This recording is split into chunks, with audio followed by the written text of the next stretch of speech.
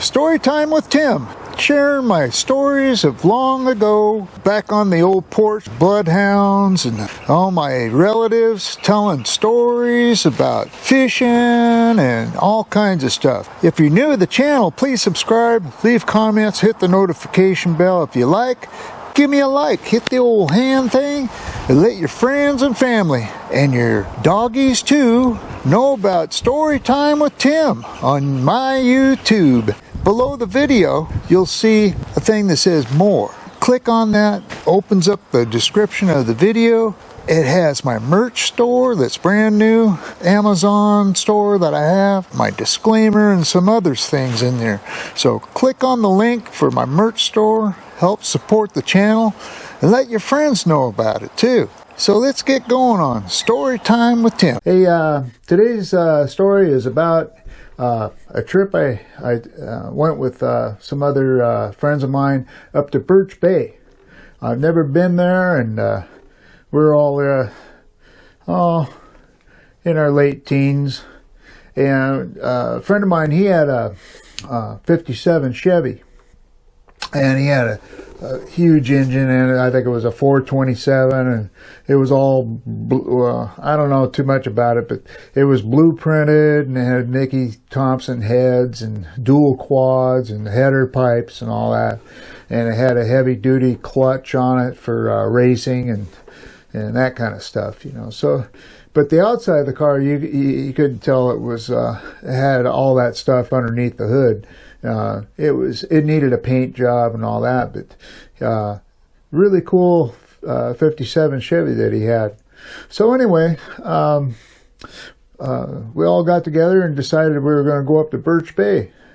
So that's what we did. We took off from his place in Linwood, and we all hopped in the car and headed up to Berch Bay, and we got up there, and it was just party time, you know. Everybody was kind of cruising, you know, the little strip they got there at Berch Bay, and strictly enforced 8 miles an hour. Well, that car, it wouldn't even idle in gear at 8 miles an hour. You would have to keep letting the clutch off, you know. And with that heavy duty clutch, it was really quite a bit to do. It would wear your leg out pushing that clutch down. So Dave, you know, he was trying to manage that, and he said, "Oh, this sucks," you know, and he took the uncapped the headers too, so it was really super loud, and so finally the cops kind of got after us and told us to leave. So we decided that, well, since we couldn't party down there, that we were going to go up in the hills and find a place up there where we're away from everybody and build a bonfire and have our own little party. And, you know, we had plenty of beer with us and stuff. So we went up there and did that, and partied and finally fell asleep. And then the next morning, I believe it was starting to rain or something. I don't know. It was cold. Anyway, we decided to leave, and it was like dawn. You know, it was just starting to get around sunup. So we all hopped in the car, all really tired, and took off from Berch Bay. And then we started driving up the road to head out of Berch Bay, and there was kind of a farmer's field off to the right there. And the cops had their flashing lights going, and tow trucks and everything else. And we got up there, and some idiot had lost control of his car. It must have been going way over 100 miles an hour. Anyway, out in the field, there was what was left of that car. Oh, man, not much. You know, everybody in that car was dead, you know. But they would already hauled them away. They were just kind of cleaning up the scene when we drove by there. So we finally got through there and got out to the freeway, and Dave's gas gauge didn't work. So he thought he had more fuel in it than he did. So we get out to the freeway and start heading south on the freeway to head home, and the thing runs out of gas right on the middle of the freeway. like 5 in the morning. And there was no traffic, I mean, very little traffic.